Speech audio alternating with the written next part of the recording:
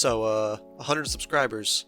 That's kinda neat, not gonna lie. I honestly wasn't really expecting anyone to watch my garbage that was just, me practicing how to use Premiere Pro for school.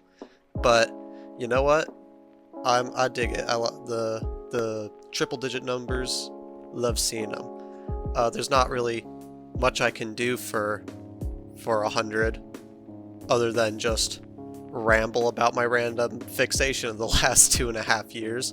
So I found this one tier list, which was created by someone named Professional Rub 6416 of every SSTWL character, which, yeah, that means I'm gonna give my opinion on something SSTWL related instead of just going over the characters. That's scary. Wow, actual opinions, insane. I mean, this is also just practice so I can learn how to actually edit a long-form video. The long-form design video is a little rough. Like, I've completed the intro and I like how it's going, but like anytime I actually try to cover design, I just don't like how the script turns out. I don't like how my narration turns out or the editing. So this one can probably serve as some good practice for that, so that I can actually have that done eventually and it won't sit in purgatory forever while I just am stuck making the shorts. I like the shorts, but like, I want to do something else too. So this is my opinion on all the SSTWL characters. All right. First up is John, Subject 76. I mean, he's not the best character in Design Seasons 1 and 2. And in Design Season 3, his personality has like a near entire switch up, which I always thought was odd.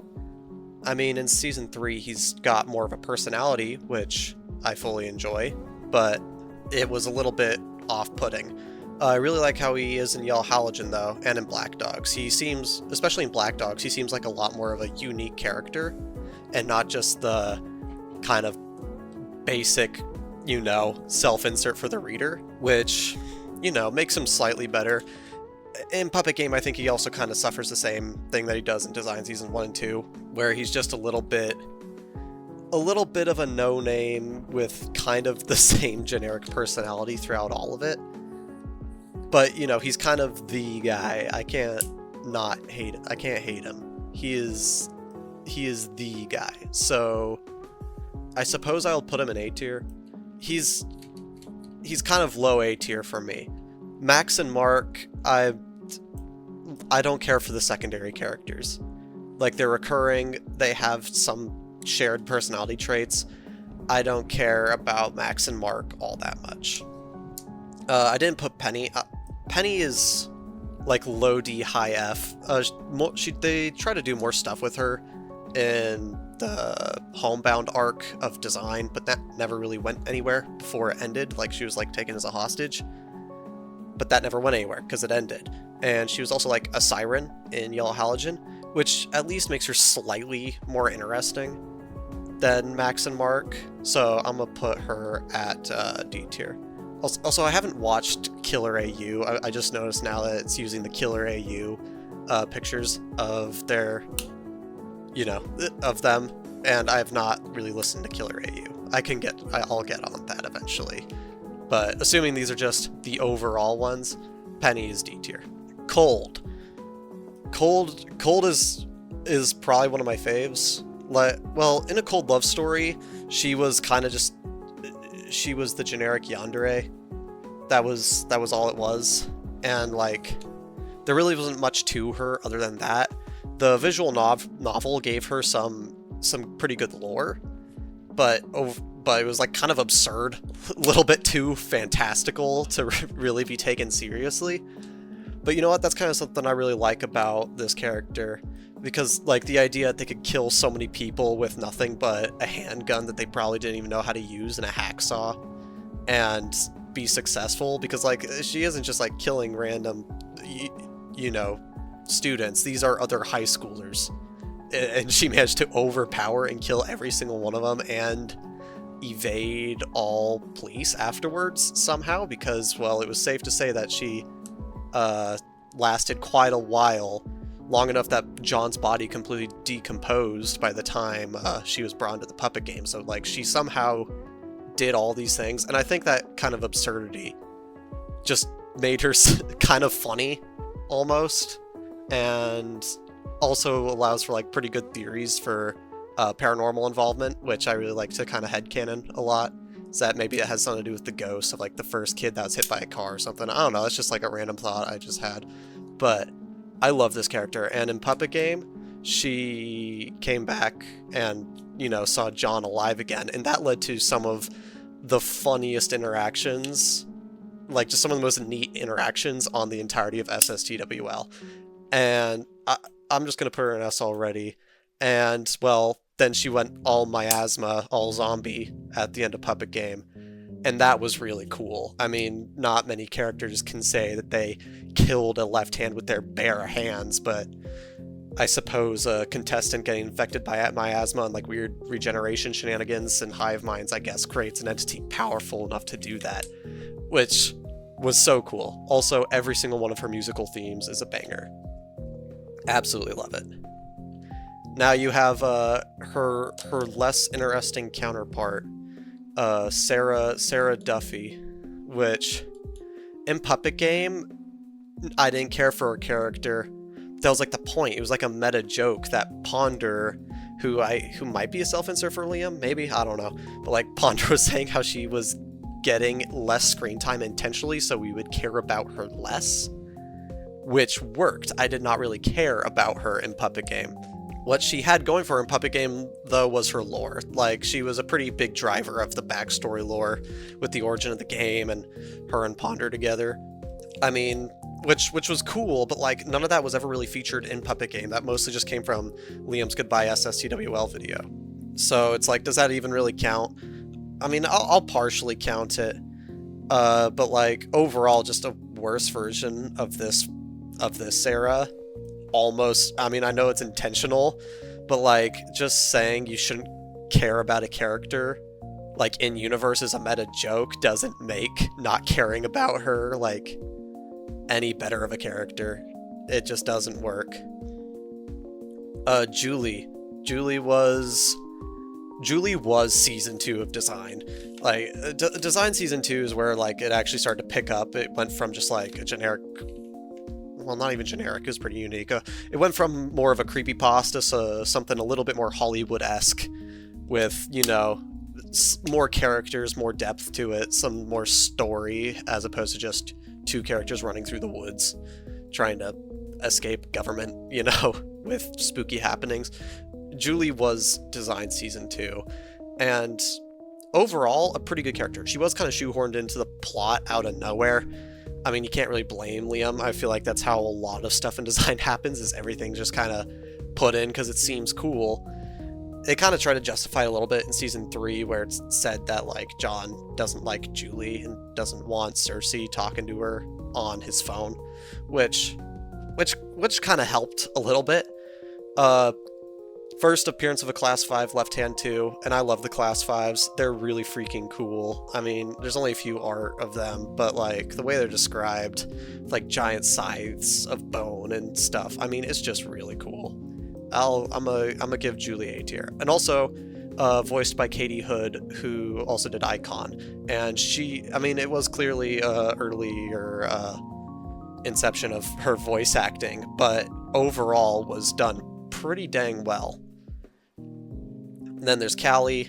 I mean, it's Callie. She's the face of SSTWL, the face of Design, the character. Although probably lower S tier though, because like, if I'm being completely for real, you don't ever really see much of the real Callie. For a majority of season 1, she's like clinically brain dead, and she's just being piloted by the left hand who has no personality. And then like in season 2, she also is like unconscious for the first half of the season, and so you don't see much of her. And then by the time we finally start seeing more of her, she gets exploded by this little sucker right here. So it really just makes you, so like you never really see much of Callie. And then in Puppet Game, she also is just, you know, kind of lucid, just kind of brain dead, just the weapon type. I mean, fantastic character design. I just wish we got to see more of her. more of her personality, more of her actually being her, and that's just me. Hecate, Subject 013.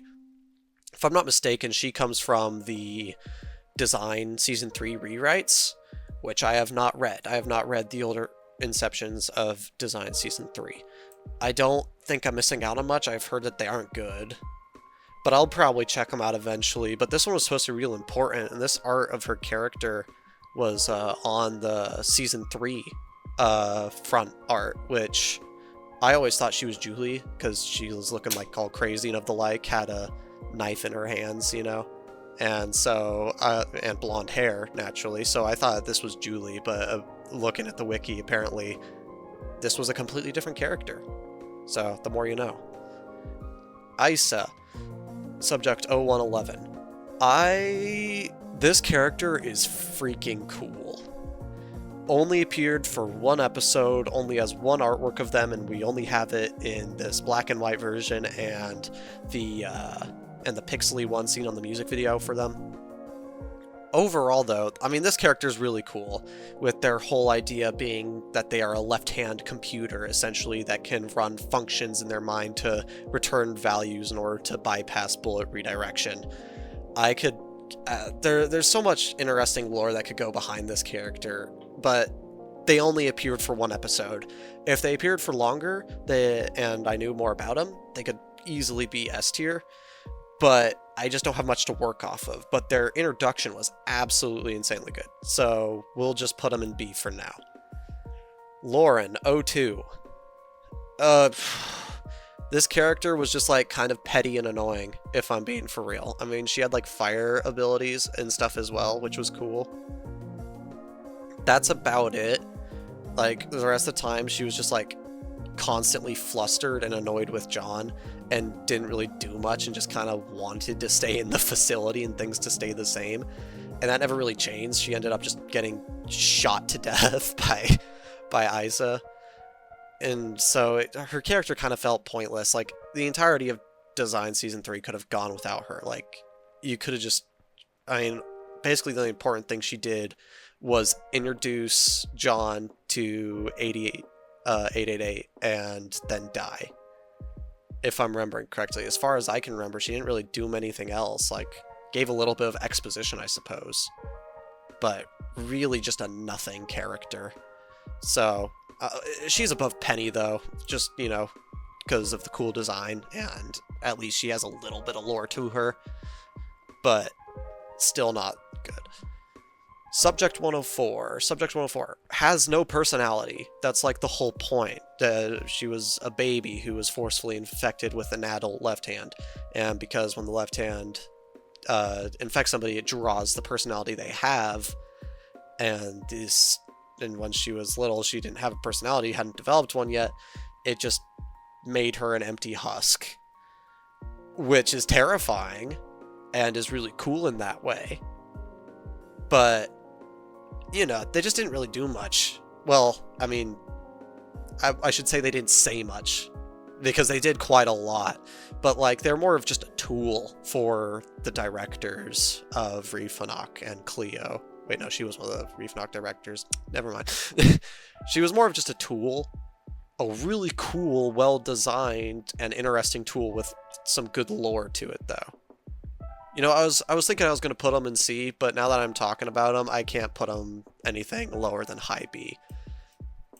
This 104 is cool. I mean, you gotta love their character design, too. The red eyes as a result of popped blood vessels. Like, that's cool. That's really cool.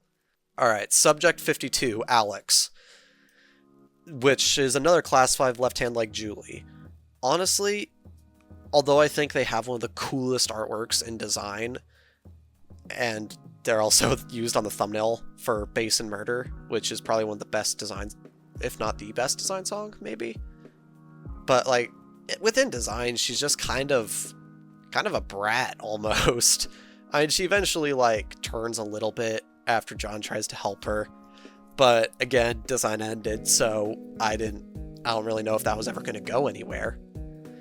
But from what we saw of her, she was just kind of a brat with a really cool character design, and was almost a set piece. John's fight against Subject 52 was probably one of the best SSTWL fight scenes out there. I thought it was really cool, and they described her Liam described her very terrifyingly, which I probably don't like as much as Subject 104. Actually, I might. Yeah, they go above Subject 104 in B tier. Mari, Hail Mari, our god Mari. She was interesting. Well, when I first got an SSTWL, you know, you gotta listen to it in order. Typically, most people listen to Black Dogs or Design first, or maybe some of the one-offs. So I started listening to Design, and, you know, I see people talking about Mari. People are gassing up Mari. People love this character. If Callie wasn't the face of SSTWL, then Mari probably would be. And so when I finally got to Design Season 3, I thought, oh man, this character's gonna be absolutely insane. I can't wait. And then I remember being really disappointed. Like, if I had only done one watch of Design Season 3, she probably would have been high D tier, low C tier. But then, with my recent rewatch for the shorts I was making, I really liked Design Season 3 a lot more than I remembered, and particularly Mari.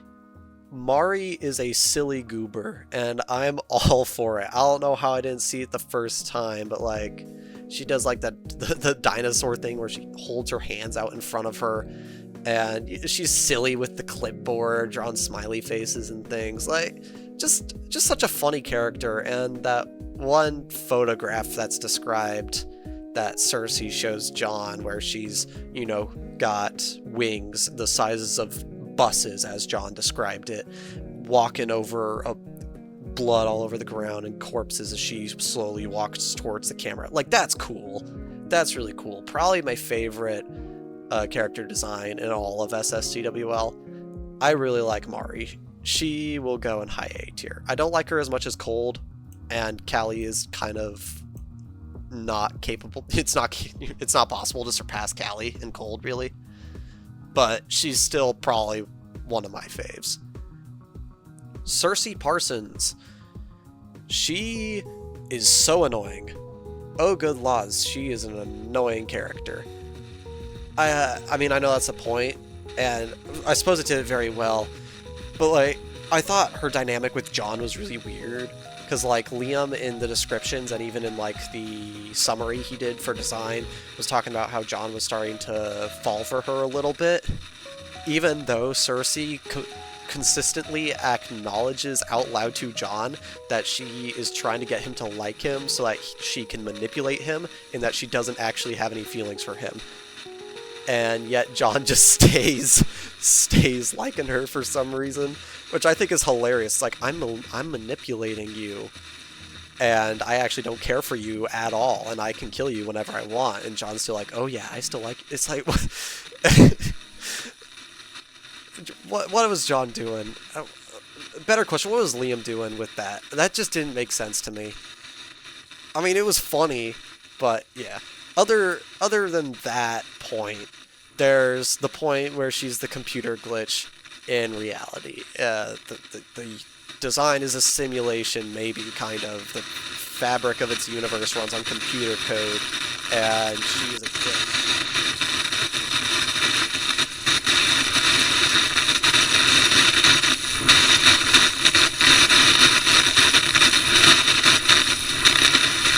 I'll put him in high C tier. The director. I love the director. This guy is freaking cool. Like, okay, I'm gonna save what I'm about to say for Cleo, a little bit of what I'll say for Cleo. But the director is a fantastic character. Like, he was kind of Liam's first, like, villain within it that wasn't just like, you know, a monster that's just a monster because it's a monster. This was like his first kind of real villain as far as I'm aware, and he did a pretty dang good job, because, you know, you got like his commanding military presence, but you also got his the side of him with more trauma, you know, which was good, but which would put him like at B tier, maybe even C tier on his own. But what really sold this character was the voice actor. I absolutely adore what the voice actor did. I don't know who was the voice actor again? You know what? I'm looking this up. I'm gonna look this up because I need to know the voice actor. Future me here. So apparently the director was voiced by a guy named Nathan Kays, and a quick Google search shows nothing but a abandoned LinkedIn profile that only shows his work on design, which is kind of a shame, but oh well. He did a fantastic, absolutely wonderful job at voicing the director. Like, just the anger in his voice was so good. Anytime I hear the word 104 now, I just think of him in my head yelling, Subject 104, end this! Disengage bullet destruction and activate redirection! I'll probably put some clips of his voice in here a little bit. He was such a cool villain, though. I liked the director. I'll put him... it's low A, high B. We'll put him high B. He's not quite with Julie and Mari, but he's pretty cool. Then we got Cleo. I do not like Cleo. This is probably my least favorite, like, main line SSTWL character. This character is in design, they're in Black Dogs, they're in Internection Cube. I do not like this character. Oh my laws, it's like if Reefanok was run by a Karen. Like, she's just so annoying. Like, I feel like that's kind of the point. It's like, what? I don't like this character. Just an annoying redhead, if I'm being for real. I feel like they were supposed to be, like, funny. I feel like they were supposed to be, like, some sort of comedic relief with this character. I didn't find them funny. Was she saying joking? I can't even tell. And even then, like, she plays along with John's game in Design Season 3, which makes no sense. Like, this game that she was playing with John was going to supposedly be how she would eventually be killed. But, like, that doesn't make any sense, because Cleo could just back down in a second. But she chooses not to, and John just keeps winning. And Cleo just keeps getting more and more pissed off, trying to find, like, secondhand ways to kill John instead of just killing him, because she's stupid. She could just kill him, but I suppose that's like her supposed to be.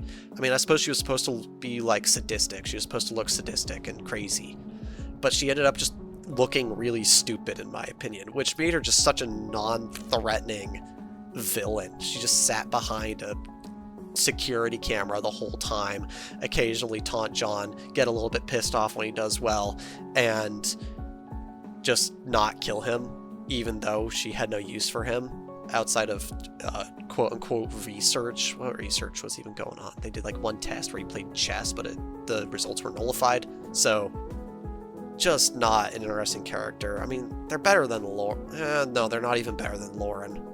At least Lauren has like cool fire powers and stuff. Cleo's just annoying. Yeah, you're not. That's probably my hot take. That's probably my hot take of this one. Halogen. I've listened to Yell Halogen twice, and I swear every single time I listen to this series, I don't remember anything from it. I don't know why. This series does not stick in my brain well. I love Halogen's design, though. I wish Liam made more official art of her as opposed to just this one obscured face art where it has a bunch of camera effects on it. Like, I really wish we got more, because the design is cool. You got like the black Victorian dress under the puffy yellow rain jacket with the fur inside. Like, it's cool. And then you got the sharp teeth and the shark-like skin. Like, this character was kind of, I mean, this was like, Yellow Halogen was like the thing after design. Like, it was supposed to surpass it. And I think Liam really tried to make something interesting that could match the left hands, but something about it just didn't click. And Halogen as a character was really confusing. There was a whole thing of her like role-playing as her dead sister as a trauma response, which even then, even after every time I read the wiki, I still come out confused and being like, eh. And then in PuppetGAME, she was just so annoying. Holy, just so pretentious. Oh, killed off so fast. Thank heavens, I didn't want to listen to that anymore. But like, within Yellow Halogen, she's probably like a low B. But she isn't better than Cersei. Definitely not better than Cersei. Better than Sarah, though, that's for sure. You know, why is Cersei in C? You're going to B. Cersei, you're better than 0111 as well. And 104. Why did I rank you so low? What happened here? And you're better than Subject 52.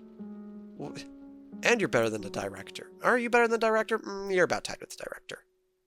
Yeah, you're about tied with the Director. Okay, I don't know why you were ranked so low. Suppose I was tripping. Lily Matthews. Both time, I'm not going to count her one-off appearances. Mostly because I don't remember her one-off appearances. Wait, do we have... Okay, we have Lily Constance on here, just making sure, because I don't know if this would count as Lily Constance as well, because I do like Lily Constance. Lily Matthews was John's sister in Puppet Game and Yellow Halogen. And both times, they were a pretty well-written character. They were a little psycho with their relationship to John in both cases, which was kind of weird. It wasn't supposed to be. Maybe I'm just brain-rotted. But, like, overall, a pretty cool character. If anything, Lily was more memorable than Halogen herself. I don't know why. Lily just sticks in my brain more than Halogen ever did for some reason. Definitely not above Subject 0111, though. I do really like how her design was described in Puppet Game, though, where she was, like, kind of, like, covered in blood and had bandages all over her and had, like, a very analog, mechanical eye with a glowing light on it. Like, that was cool. But her B-plot was completely abandoned by Liam. Like, the whole thing was her working with and against an unnamed facility. I mean, it's probably Reefenach. Unnamed facility in SSTWL. It's probably Reefenach. Her whole deal is she was going to be working with and against them to try to retrieve John and save him from the game. But then that was just completely ditched and abandoned after episode 3 for some reason. Literally wasn't mentioned again after episode 3 as far as I can remember, like not even by John. Which is very odd to me, because they were really setting up something there. I mean, it really feels like Liam Kine was just writing Puppet Game as he was going along and didn't really have a plan set out other than, like, the start and the ending. And, well, Lily's B-plot in Puppet Game being cancelled out is kind of shows that. Alright, Sketch. Sketch was annoying. I'll allow it for her, though. I know, like, Cleo was supposed to be annoying, and that was the point, but it annoyed me so much that I still ranked her low. Sketch, on the other hand, is different. I hate Sketch. I despise Sketch. Everybody, as far as I'm aware, hates Sketch. This little sucker's an annoying little brat.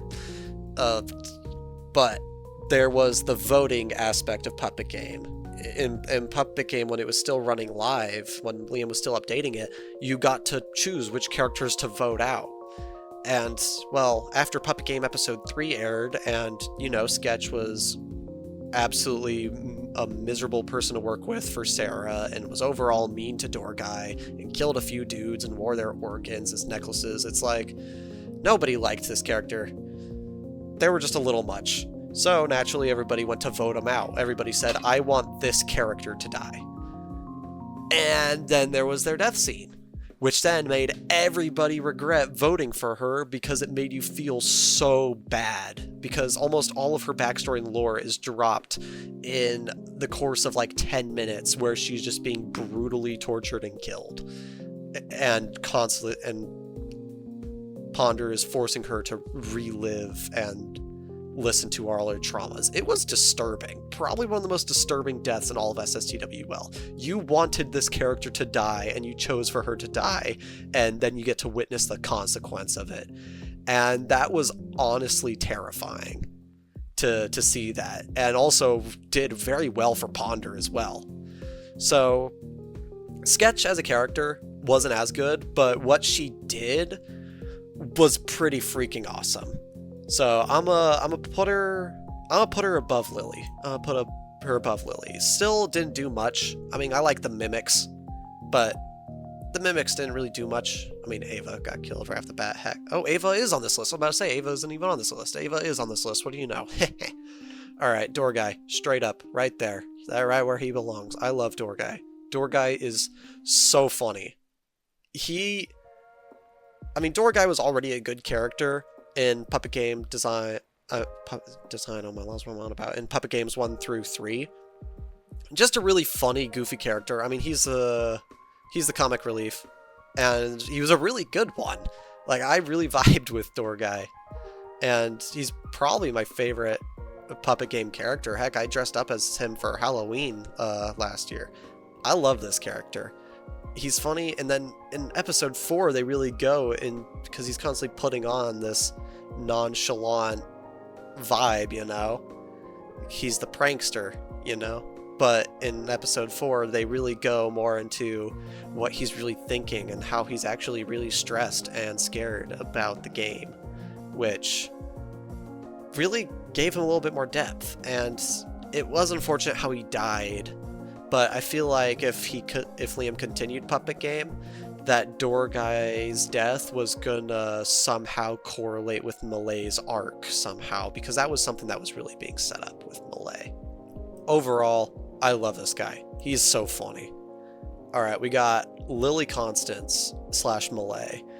I really liked Lily Constance in How Do I Sleep. They're just a cool little character idea. It's like, ooh, dead girls can't use computers, you know. That song's a banger, by the way. But Malay in Puppet Game was so cool, because despite not even having a physical body, having them like on your team, on your duo in the games was like still a pretty cool advantage, especially with what Malay and Door Guy did in episode 3, where Malay could kind of act like Door Guy's guy in the chair, where she could infiltrate the cameras, open doors, and like threaten to shut down power to parts of the facility in order to get them where they wanted to. Like, that was really cool, really utilized the, you know, her cyberspace and technological aspect.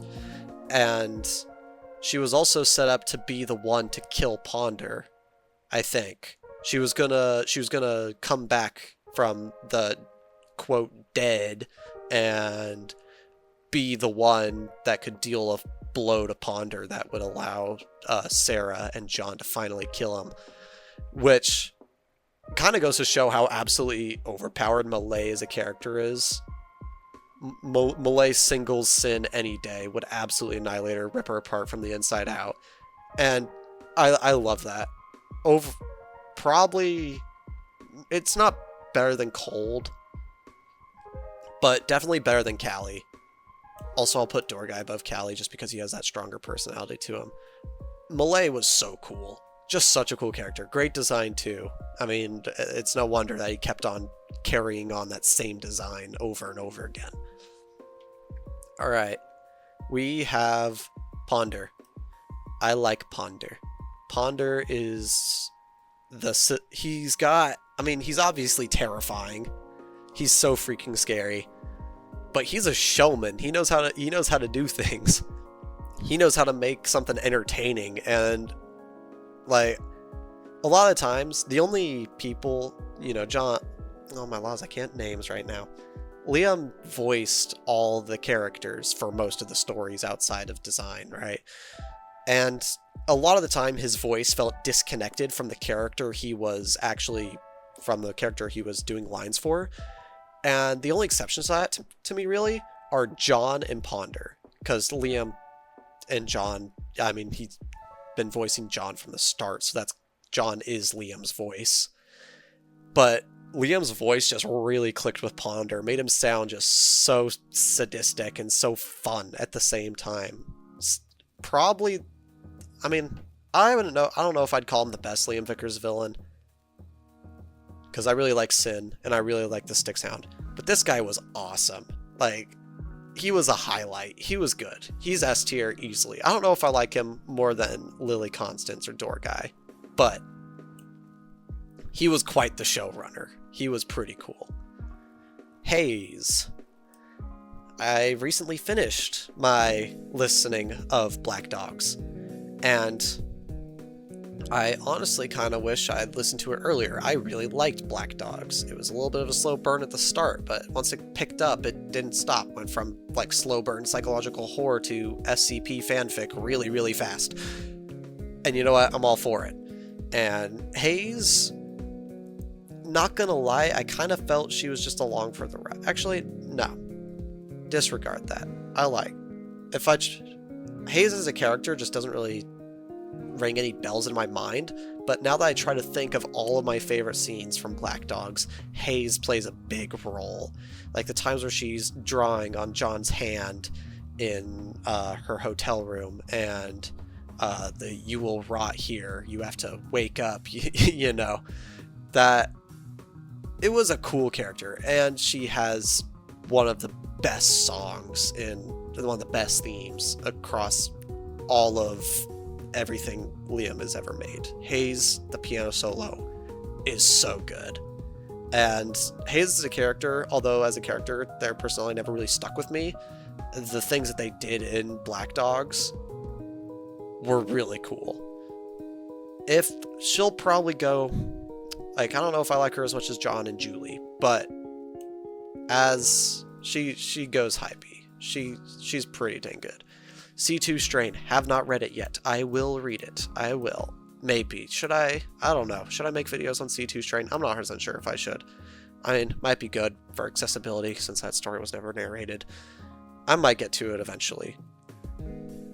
Subject 47, Olivia. Since when is Subject 47's name Olivia? That was never in my notes. I must have missed that.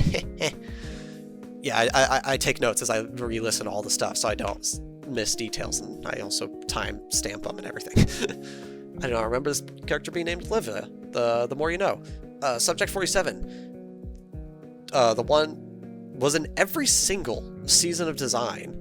And wait, no, was she in Design season 2? No, she died before that. She was mentioned in Design season 2. She was just like supposed to be the improved version of Callie, which like sounds like cool on its own, but really, I honestly didn't see it. Callie still seemed more powerful. Heck, she beat 47 in a fight. So and also it just kind of felt like taking Callie's already good design and just kind of like twisting it in an uninteresting way. It's like, oh, what if we gave Callie a different hairstyle, and instead of 4 chains, she had 6 chords? Only the greatest character. It just like rip off, you know, budget bin Callie that had no personality. The most memorable part of 47, in my opinion, is when Cersei managed to kill it with like a distortion-proof knife and a handgun. That was really cool.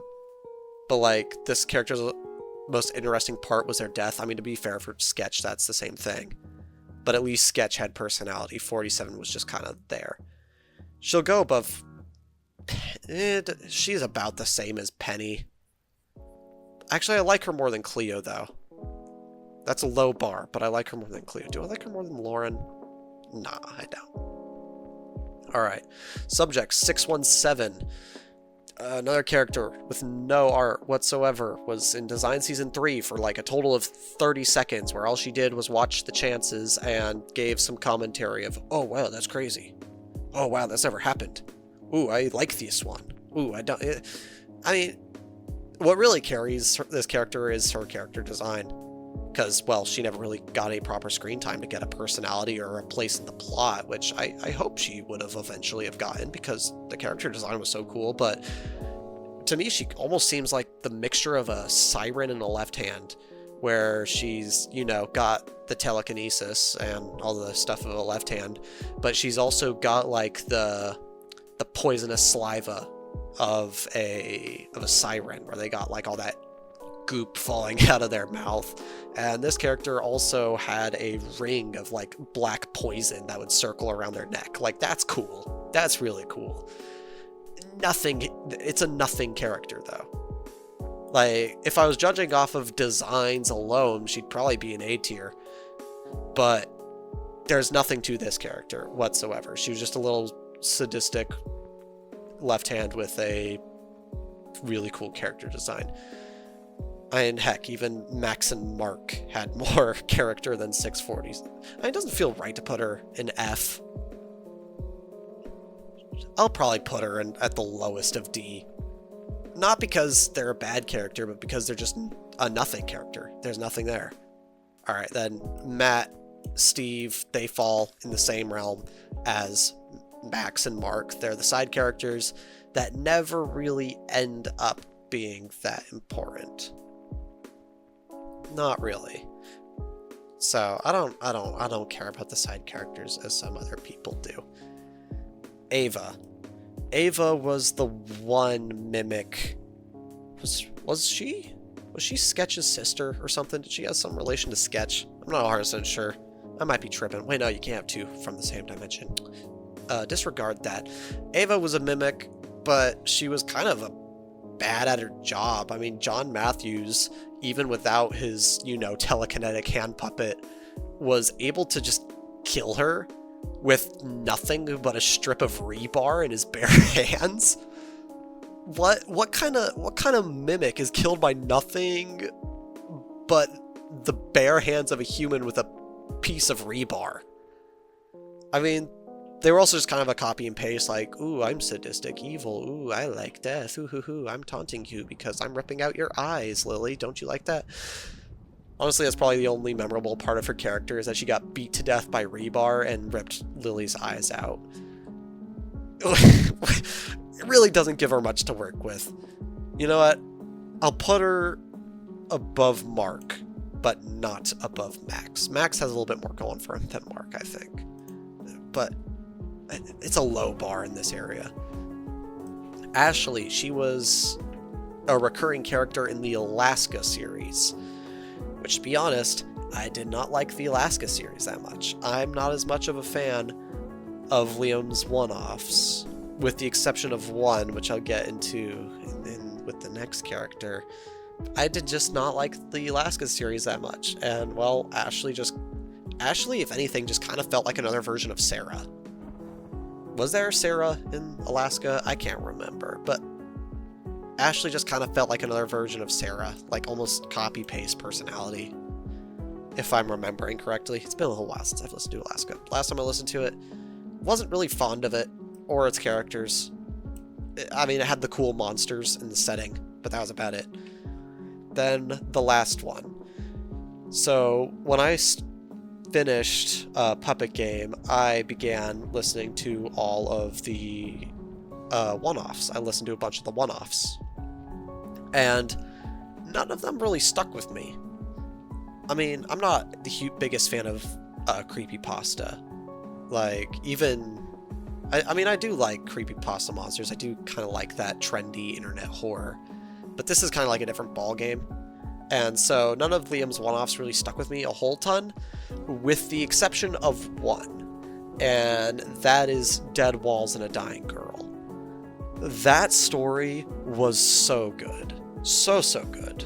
Easily Liam's best one-off creepypasta. And I believe it's one of the most viewed on his channel as well. And for good reason. Like, I really wish that Tell was used in more. Like, Tell would have been an awesome character to see in PuppetGAME. I don't know if her story came out after PuppetGAME started. I'd have to relook at the dates. But her character was so cool, where she was a corpse that refused to die, refused to give up its soul, and every time her heart stops beating, the souls of the underworld come to reclaim her by crawling through the walls and trying to drag her to the depths. And, like, that would have been so cool. I mean, we're already going absolutely, insane with PuppetGAME. Why don't we just, like, give her, like, a freaking heart monitor device and have her be able to, like, harness that as a power? I feel like that'd be... I'm going into fanfic territory. Oh, jeez, I really am part of a fandom now. Good laws. Tello's a freaking cool character. They had a cool personality, and they had a really cool gimmick. Not even a gimmick, they just had cool stuff surrounding him. Best one-off creepypasta character. So, honestly, A-tier character. Is that a hot take? If anything, you know what? I like her more than Julie. And John, if I'm being completely for real. I think Tell is awesome. As of now, I've only seen one fan art of Tell, by Hoopy, I believe it was. I might be mistaken. I'll see in post. But I just want to see more of this character. This character is so good. And, well, I suppose that's the... Let me just double check, make sure everything's in right order. You know what, Cersei? I know I started you off in C and then raised you a ton. I'm bumping you up to A. I don't know why. The more I think about Cersei, the more I rank her up. Subject... Yeah, I like her more than Subject 104. And 52. No, not more. Yeah, tied with 52. Yeah, this all seems about right. I think that's about it. Yeah, I don't really know how to end these things. Thanks for watching my garbage. I'm very happy I can ramble into a microphone about a random fixation of mine, because my brothers are certainly getting tired of hearing about me ramble about lore of an abandoned creepypasta channel from frickin' 2014. But hey, if y'all keep watching, I'll keep making. I like making these. Yeah, that's about it. Thanks for watching. Yeah, this is me in post. There isn't the stick sound on this tier list, I just realized. So it goes in between Mari and Callie at A tier. Just, I don't know, picture that one in your head.